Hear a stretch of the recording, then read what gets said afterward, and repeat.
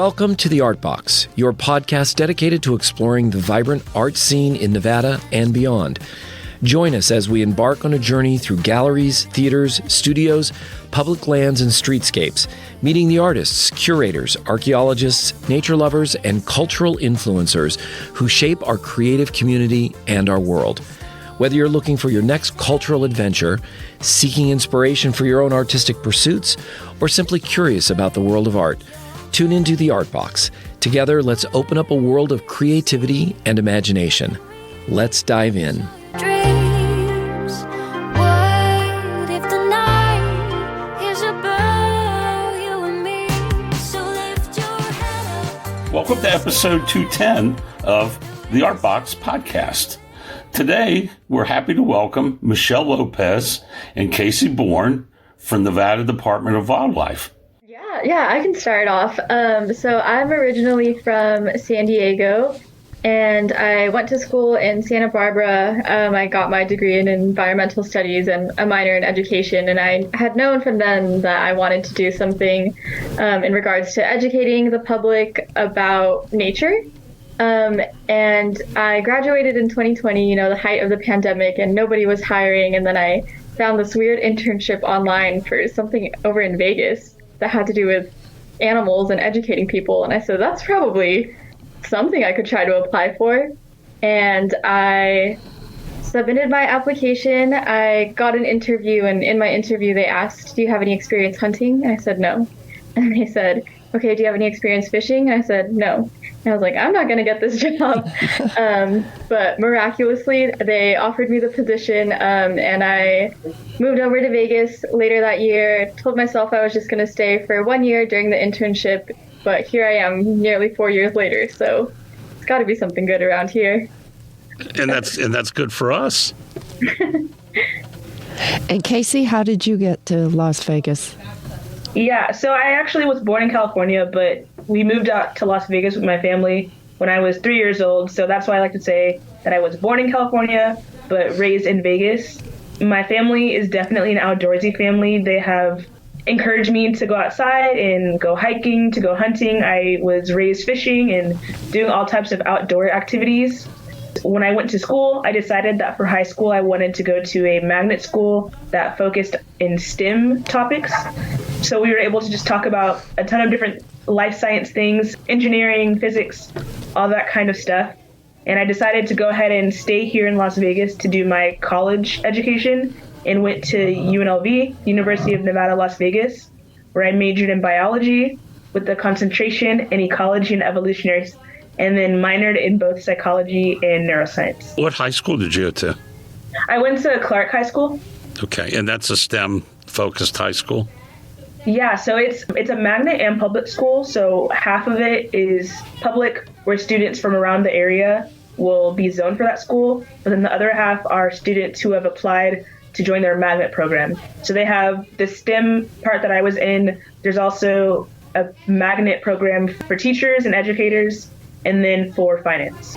Wow, that's interesting. You mentioned hunting and fishing. What do you hunt and fish here? Yeah, so NDOW is a pretty hooks and bullets type of agency, if you will. So we're the state agency that's responsible for managing our native wildlife, their habitats, keeping people safe on the water, but with that also goes with managing populations of our native wildlife. So big game is something that's popular here in Nevada. People are always itching to draw a bighorn sheep tag, and those can be tough to come by. So that's one of the big ones that are always on people's bucket list. But we do have a handful of sport fish down here, or really all throughout the state of Nevada as well, since the Colorado River kind of sneaks into parts of our southern part of the state.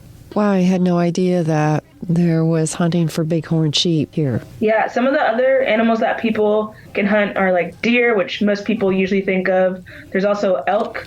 There's pronghorn. People call them antelope, but they're not true antelope. There's different types of bird species, and of course the fish that Michelle mentioned as well. And actually this year we just introduced a moose tag. So for the past few years we've kind of been tracking moose populations in the state, and they're established enough for us to offer a tag this year. Oh my gosh, I had no idea though. All those elk, moose, all those live here? Yeah, all of these massive animals. And I know when I moved here, people are like, you work for the Nevada Department of Wildlife in Las Vegas? There's no animals on the strip. And I'm like, oh, there's animals on the strip for sure, but there's definitely a lot of wildlife out here. Yeah, it's honestly one of my favorite facts to tell people whenever they have those doubts of us having wildlife. I always love to tell them that Nevada has over 800 species of wildlife. Oh my gosh, that's amazing. Now, Linda's painting self, she wants to immediately go find a moose and paint it. Where would she go for that?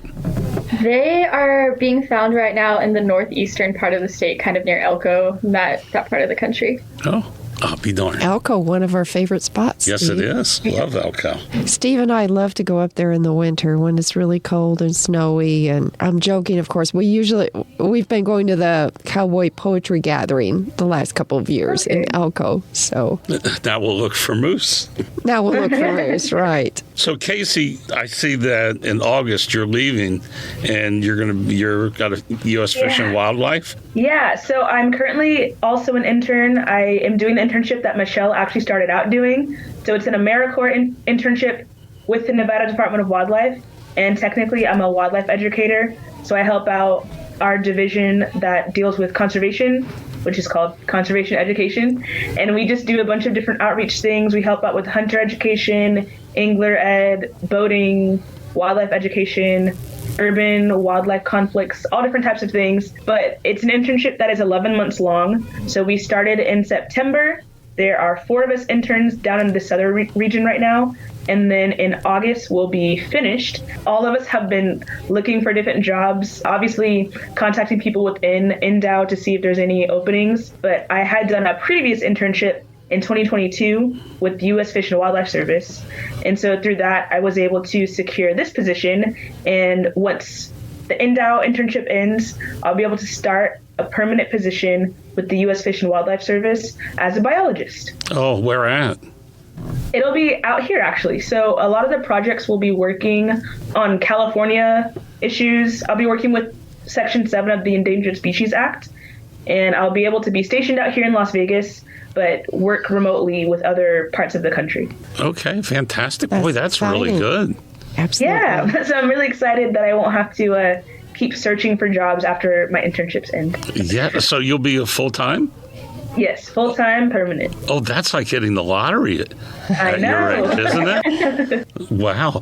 Now, my wife and I, we used to volunteer at Ash Meadows and at Pahranagat. Yeah, we do a handful of projects out there. Kaesee and I were both over at Pahranagat for the carp rodeo earlier this year. For those of you guys who might not be familiar with the carp rodeo, carp can be a pretty invasive fish, so we have spun it into a fun event, and we call it the carp rodeo, and we bring a bunch of people out there, and we're fishing out as much carp as we can from that lake. And this year, Kaesie's dad actually volunteered to cook up some of the carp that people caught, so they had us try some bits and pieces of it. And I know sometimes people kind of make us like a face when we talk about eating carp, but I thought it was pretty good. It was really good.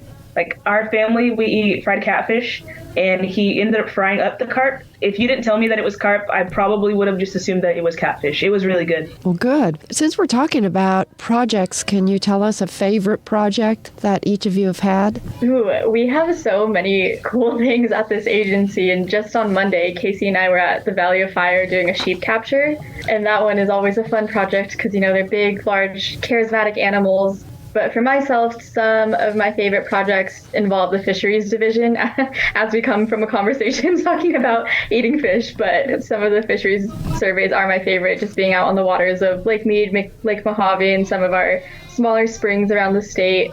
I really enjoy, but also within our conservation education division, the wildlife badges might be one of my favorite projects that I've helped produce. Yeah, one of my favorites is definitely the sheep captures or mule deer captures like Michelle was talking about. Those are fun because we're able to track these different populations throughout the state and put collars on them to see what's going on in their herds. And it's really cool because as interns, we get to have hands-on experience with these animals, helping to take temperatures, and we don't get to draw blood, but seeing people draw blood on these animals, put on the collars, and it's just a lot of fun. And then also within the actual conservation education division, I do really enjoy going out to do our tabling events. Sometimes you get a lot of the same questions, but it's kind of fun answering them still, because you get to just dispel some false beliefs that people may have, and then also surprise them and shock them with information that they may not have known otherwise. So I think that's always fun, just interacting with the public. I'm visualizing Steve and me running around Valley of Fire trying to capture sheep. How in the world do you guys do that? They're so agile. They are incredible mammals. Captures in general, our big game captures, are a feat to witness. I think we've got a couple of videos on YouTube and some of our social media for anyone who wants to get more of a visual description. We contract with a wildlife capture crew who is in a helicopter, and their crew consists of the pilot, the net gunner, and what they call the mugger. And so our biologists have given the capture crew a description of what they're looking for. And in this case, we were looking for 20 sheep. We ended up with 3 rams, and the rest of them were ewes. The capture crew is flying around looking for sheep that meet our criteria, and then they send out the net gun. From then, once that's deployed, they have 2 minutes to jump out of the helicopter, and the mugger will hobble their limbs together, put a blindfold on them, take their temperature, take any vitals, and give them any medicine to help them kind of calm them down through this very chaotic process. And then they are airlifted, dangling from the helicopter, back to us at base camp, where we set up all the tables, have our wildlife staff specialists there and some vets there, volunteers. And that's where we will begin to process the animals, take some more data from them, put collars on them like Kaesee mentioned, and kind of go from there. Wow. That's amazing. Now, is the park closed when they're doing this? Or, are there tourists around watching these helicopters? They might have seen the helicopters flying around. Because it's, as we talked about earlier, 1,000,000 degrees outside, and we want to make sure that both the animals and the people don't get overheated. We start fairly early. I think Kaesee and I, we left this office at 3:30, got to Valley of Fire at 4:30. The helicopter was already in the air by 5, and we were done by like 11 a.m. So oh my gosh. There's not too many visitors that come through that early in the morning. They might have seen glimpses of the helicopter, but we had reserved part of the park where we had our staging area, and then that was kind of closed off to the public. My jaws just opened. I know. I'm lifting mine up off the table. This is amazing. Wow. Yeah, this is one of the more, what's the right word, like flashy volunteer projects that we have. But they're all cool, and they're all so rewarding. Whether you are helping pick up this 200-pound sheep from the ground and bringing them to our tables, or setting nets at the Springs Preserve for a fisheries survey, or whatnot. There's tons of ways to get outside and get involved, and it really does help our agency learn more about these animals and learn the best way to manage populations however we can. So once you're done with an animal there, what do you do with them? Does the helicopter take them back, or? Yeah, so it really depends on what our purpose is for this previous one. Since our sheep populations have been doing so well, we were able to help donate some to other western states where their sheep populations are not doing as well. So we were able to donate some of our desert sheep to Utah. So for these sheep, after we were done processing them, they all went into a really big trailer with different compartments and sections for each of the sheep, and they were able to be transported from Valley of Fire to another area in Utah. And then if we're not transporting sheep to a different location, then we'll release them back wherever we found them. So sometimes people, if it's not too far, they'll carry the sheep over to an area of land and then take off the hobbles that are on their legs, take off the blindfolds, and then release them there. Or we'll put them inside the back of a truck, drive a little ways to an area where they came from, and then do the same thing over there. Wow. Let me ask you, what challenges have you faced as a conservationist, and how do you navigate the balance between satisfying what the humans want and need and taking care of wildlife? So I'm going to start off with this one on a personal note. So being someone who has graduated recently and is just getting into my conservation career, one of the biggest challenges, number one, was actually finishing school. because, like I said, I majored in biology, so there were a lot of difficult courses for me, and a lot of times when my friends were out having fun or like going to brunches and stuff, I had to decline because I had to stay home and study. So that was definitely a challenge. At times it seemed like the schooling would never end. But once the schooling did end, the next challenge became finding a job. So a lot of the times inside this field, your positions are going to be seasonal. So sometimes biologists only need help in the summer, or they may only need help in the winter whenever their species is most active. And once that research is done, you're out of a job. Or you can be inside internships that only last for 4 months or maybe 11 months, which is honestly a really long internship for this field. So I've been very grateful for that. But bottom line is that you're in a lot of temporary positions.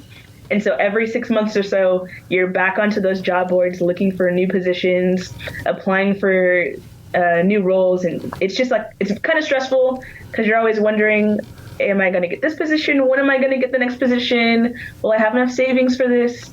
So I feel like that's definitely a big challenge for people just starting out in this conservation field. Congratulations. Thank you. Thank you. Yeah, definitely a great moment to celebrate. And then the other part was like any challenges with navigating the balance between satisfying human needs and taking care of wildlife. That can be very difficult. I've noticed that most when I'm able to help with urban wildlife calls. People call the Nevada Department of Wildlife whenever they see an injured bird or what they think to be an abandoned bird or some type of wildlife in their neighborhoods where they're not expecting them to be. And sometimes we'll help out and respond to these calls. Sometimes people think that they're helping, so they'll put birds inside of boxes or they'll welcome animals into their home because they think that their parents have left them. But usually the animal is best off back outside. Even if we think that the parent has abandoned them, the parent probably has not abandoned them, and they're watching, just waiting to see if their offspring are able to survive on their own. So I think that's something that's been kind of a challenge. People sometimes think that they're helping, and they think that we're being cruel by telling them to let nature take its course, but that's genuinely the best thing for these animals sometimes. Michelle, do you have thoughts on the same question? Yeah. It's kind of all of what Kaesee had mentioned, right? Like education in general, that is something that is always ever growing. Education never really stops after you graduate. Coming into this job, I feel like I'm learning something new every week, if not every day. And kind of keeping an open mind can be difficult in terms of education too, when we're trying to help people, like Kaesee had mentioned with those urban calls, when they have concerns for wildlife and we want to help them help the wildlife, but it can be difficult to hear that maybe what you're doing wasn't the most beneficial for that animal. So trying to balance out what our needs versus wants are can be pretty difficult. As an agency, we manage populations rather than individuals, and that kind of helps us get a wider view of where we need to focus our efforts. So how do you inspire volunteers? And a little bit more on that, I work a lot with the State Historic Preservation Office, and most of the volunteers were old. So I know it's always a push for them to try to get younger people involved. Yeah, you are giving me my not so subtle plug too. For anyone listening, check out the Nevada Department of Wildlife for some volunteer opportunities. We have incredible opportunities, like we mentioned, with the sheep capture and some of those other surveys. We've also got instructor volunteers who help us educate the public on our native wildlife and how to recreate responsibly. But Steve, you asked how we keep them inspired, but really I think they're the ones that inspire us. They are so passionate and willing to help, and they have so much life experiences to share with us. And like you mentioned, a good amount of our volunteers are older, but their passion hasn't hindered with their growing age. If anything, it gets stronger. They are always coming up to us at events, or even members of the public, students who have been in our classes or met us at tabling events. They'll remember our instructors and they'll remember who they learned from. And it's nice to see that the amount of caring and support that they put into watching their students grow sticks with them. Yeah, and how about trying to get out the younger kids from the city who don't necessarily have their parents go out and hike? You know, how do you get them involved? Because there's so much surrounding Las Vegas to see and do, yet a lot of youth just don't have that opportunity. Definitely. I think a big part of getting the youth more involved is definitely with our school programs. So we'll go to elementary schools or middle schools, and we'll go in and teach them about all the different wildlife that we have. We have state symbols, and some of those symbols are animals, some of them are plants, but we'll go out to classrooms and teach students about these species. And then we'll also do tabling events. Like this past year, we've been going to UNLV every other month or something. Yeah, we went to UNLV quite a few times this month to do some tabling. We brought some snakes to welcome people to our table and just encourage them to come talk to us. And then we would tell them about different volunteer opportunities, internships, letting them know what kind of activities and events that we host with Endow. I feel like a lot of times people are interested in what we do. They just were never aware that it was something that we could do. So that's been fun. We've also gone to a few different classrooms. We went to one conservation classroom and did the guest lecture there, talking about some of the things that Endow does. And then we did another talk inside of a different classroom that was actually, I believe it was like a design. It wasn't a science-based class, but I think it was history. But we were talking about the history of our agency. So definitely just trying to expose people to the things that we do in this agency. And it just involves a lot of tabling and going to the places where the younger people are. Can you give us a sneak peek into any upcoming projects or goals that you have for the future? So on the volunteer side of things, this is, you're getting a special sneak peek. We're upgrading to a new volunteer system, and I am very excited for it. It'll be for our project volunteers, and it is going to be a more user-friendly website, and we're hoping that this will also encourage folks to get outside and volunteer with us if it makes the sign-up process a little bit easier, in addition to logging hours, because volunteer contribution brings back so many funds to our agency that it really helps support us overall. So that new volunteer management system should roll out by the end of the year, and that's something that I'm very stoked for.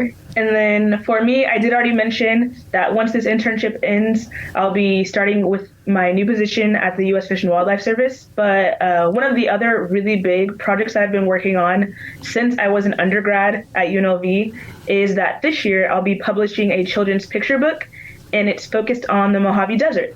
So it's called Discoveries in the Sand, and it's about this little girl who, like many people that we've encountered, thinks that the desert is a really boring land filled with nothing but sand and tumbleweeds. But after her parents challenge her to go on the scavenger hunt to look for some of our wildlife, she realizes how full of life this ecosystem is. And by the end of it, she doesn't even want to go home, and she can't wait to come back and visit the desert again. So that's something that I've been working on for a minute. I'm in the process right now of getting all the things together so that I can publish it and distribute. I love it. That sounds so fun. Who's doing your illustration? Is that you? I am, yeah. So I did the illustrations and the writing for it. Oh, I love that. I love that even more. Yeah. Thank you. So, and how did you, because I have some children's books that I've published, and one of the challenges I thought was, how do you get, I went to a writing class one time up in Zion, and it was funny that they were all real authors there, and I was a person who at most was going to have one paragraph in my entire book. So what challenges do you face getting those few words to mean the most for your target audience? I think one of my biggest challenges was trying to not dumb down the words, but take them from being the words of a 20-year-old college student to being something that a 7-year-old or a 5-year-old can understand. That was really difficult for me.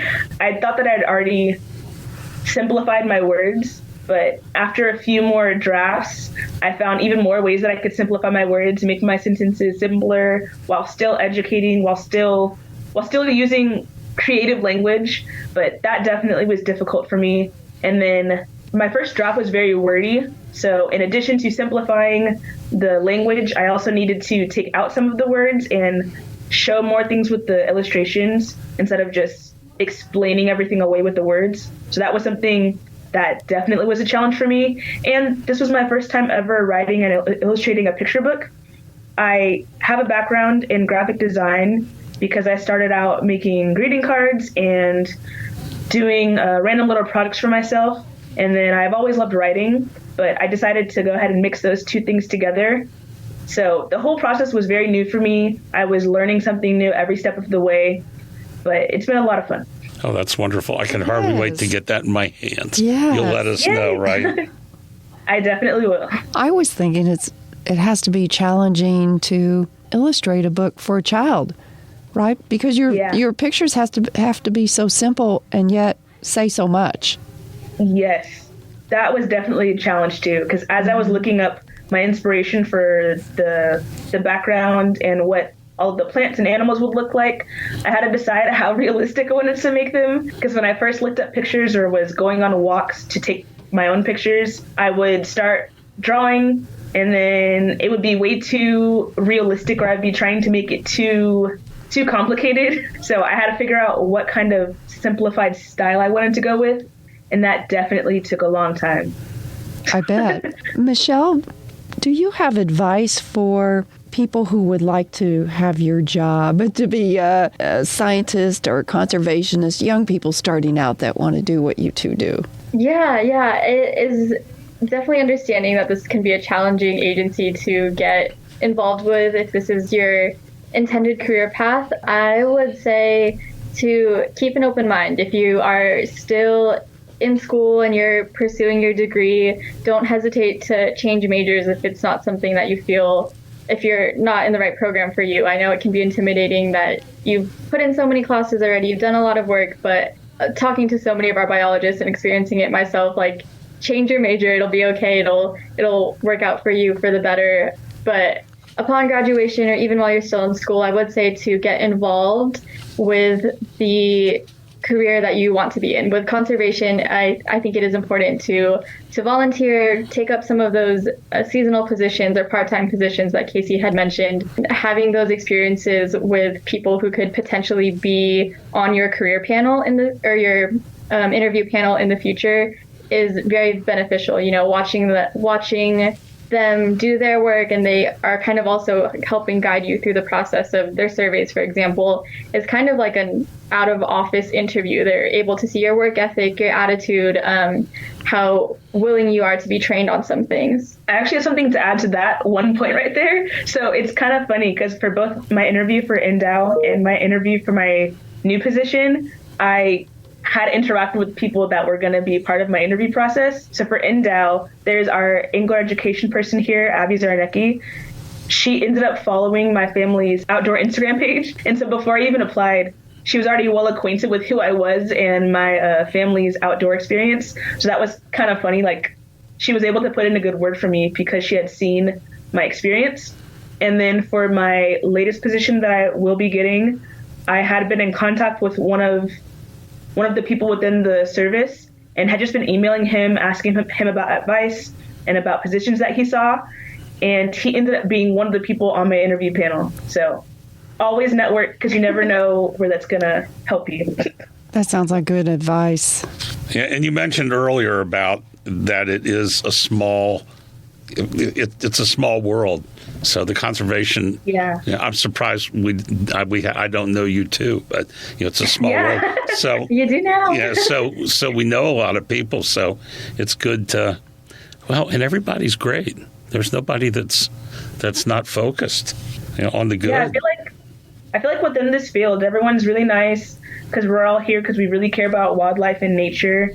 And like you had mentioned, it's definitely a small field of study. So if you meet someone today in one state, you're probably going to see them again sometime later in your career. So it's, even if you don't enjoy working with someone, be kind, because you never know when you guys are going to need to collaborate on a project again later in the future. Sage advice, Kaesee. Sage advice.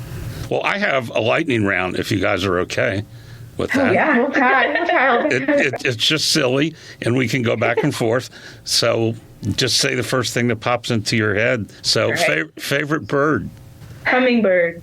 Song sparrow. Favorite fish? Lahontan cutthroat trout. Bass. Nobody said the pupfish.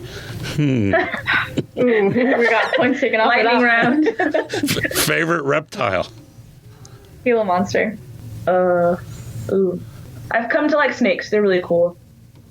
Favorite flora? Choya. There's a poppy plant that I like. I can't think of the first part of the name though. Bear poppy? Is that the orange one? I don't know. We get California There we go. poppies. Yes, that's the one. Oh, okay. Hey, do I get a point for that? You do, Linda. You got 1 point. You get our redemption point that we lost earlier. And last but not least, favorite insect. I like potato bugs. They look pretty. Scorpion. Ooh, I love to go scorpion hunting. Not to kill them, just to take a black light out. Yeah. Anytime we get relatives from the Midwest, we take them scorpion hunting. So I only have one little question here. So us bad humans, we're expanding, and yet people complain about coyotes who are trying to get their fur babies. I guess I shouldn't start on that. Oh, my fur babies.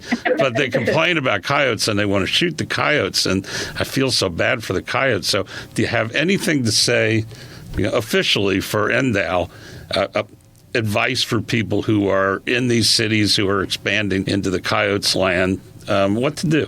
Yeah, you're right. Coyotes are one of the top species that our urban wildlife coordinator receives calls about. And it is important to learn to live with the wildlife that you share your backyard with. In terms of safety, I would recommend keeping a close eye on your pets, especially during dawn and dusk if you are noticing some more coyote activity in your neighborhood. But the most effective way to keep that distance between coyotes and yourselves is going to be hazing. So make coyotes uncomfortable. If you see them nearby, you can honk your car horn, bang on some pots and pans. You can use those motion sensor lights.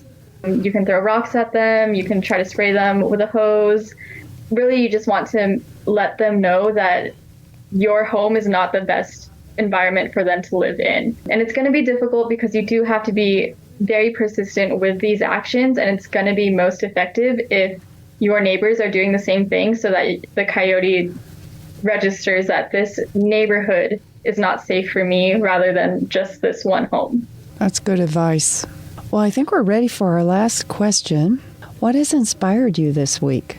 We keep on talking about the sheep capture, but honestly, that's definitely something that inspired me this week, especially because we had so many volunteers and different agencies coming together. Like, not only was NDOW there, but there are people from U.S. Fish and Wildlife, Bureau of Land Management, the Utah, other types of NGOs like non-government organizations. But it was just really cool to see all these different groups of people coming together to work on this one project so that we can help to supplement populations of bighorn sheep throughout the western United States. So that was just really cool to see. One of our volunteers that attended the sheep capture, he's actually probably someone who inspired me this week. He moved out here to help support his family, and in doing so, he's also found a way to be involved with the community around here. And in terms of conservation, he's willing to get up at 4 a.m. to help us capture these sheep. He's willing to be kind of our standby volunteers in case we need something on the fly. And he is so incredibly generous and always willing to help, never says no, has even offered to cook full meals for our whole office just because he is so thankful for what we do as an agency, but really it's people like him who keep us running, and he's very inspirational. Now, I will say that Linda and I yesterday went down to Valley of Fire and we interviewed a couple of bighorn sheep. And Linda asked them that question, and that definitely wasn't the thing that most inspired them. Everyone agrees. Thank you both for spending time with us, and this was so fun and so educational to learn more about the wildlife in the state of Nevada. Yes. Of course. Thank you for having us. Yes, thank you. Thank you. Yeah, guys, have a great rest of the week. All right, you too. All right, Bye. Bye. Broadcasting from the Mesquite Works Steam Center in the scenic Mojave Desert, the Art Box sponsors thank you for listening. You can find us on Spotify, Samsung, iHeartRadio, Podchaser, and Amazon Music. Please subscribe so you don't miss an episode. We are on Facebook and Instagram as The Art Box.